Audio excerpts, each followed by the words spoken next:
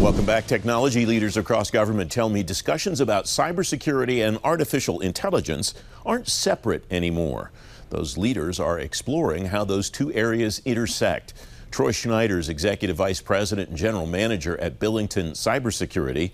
At the Billington CyberSecurity Summit, he says AI is a part of every cybersecurity conversation now. Both in the presentations here at the Billington CyberSecurity Summit and in the hallway conversations, the same things keep coming up. At the risk of jumping on the buzzword bandwagon, like AI is woven into almost every cybersecurity conversation, both as a tool for how organizations can bolster their own defenses, and with the risks that come with those large language models and the processing power that AI brings to the bad guys. So that's one. The other is the data, which ties into AI. But you and I have been doing this long enough that big data was the conversation several years ago, and it was more about how do we gather it and figure out what to do with it. People are now figuring out what to do with it, and it's a tremendous resource for cybersecurity efforts to really just understand all the telemetry data, all the log files, and be able to bring that together in smarter ways. And then the third, which I really hadn't expected as much, is the collaboration. And you hear that across the federal space of CISA working with individual agencies, and always the conversations about government and the private sector working together. Those conversations are happening in spades here, but the different levels of government, the federal-state interactions, I was talking earlier today with the head of Germany's equivalent of CISA.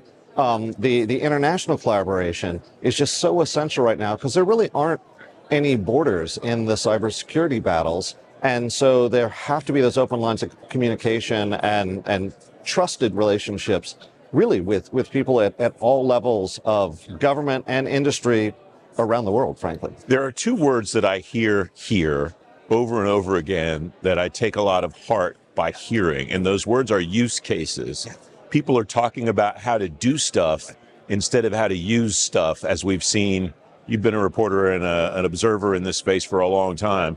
I imagine we could list 8, 10 different technologies over time where people have said, I want to go get that, instead of think about how to use something. What's the significance of that, do you think? It's huge. First of all, it's practical that they're going to focus on the need, on the risks that they're seeing, the particular problems they need to fix. The other is just the reality that there is no single magic bullet technology in cybersecurity. Cybersecurity is not a particular task. It's a mindset and a sort of posture that you need for your whole organization.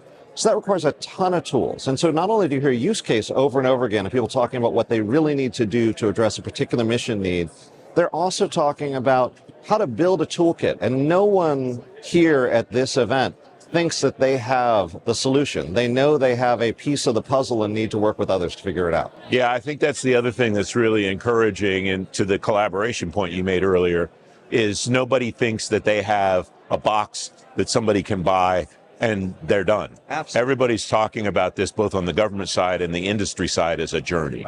And every once in a while, a company will come in and talk about, we have the solution for X, and everyone's like, oh, that's the new gay. Well, they'll learn, so. What do you think people that are coming here should learn and go back to their organizations and apply? Yeah.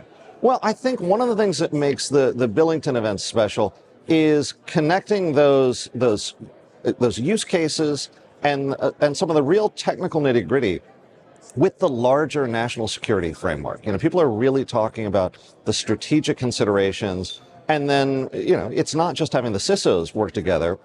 It's having their bosses, the secretaries of cabinet agencies, senior officials of the White House, understanding and taking this seriously and working with their partners. So it's a chance to learn at a higher level than I think a lot of the conversations that you and I have taken part in over the years. That's one part.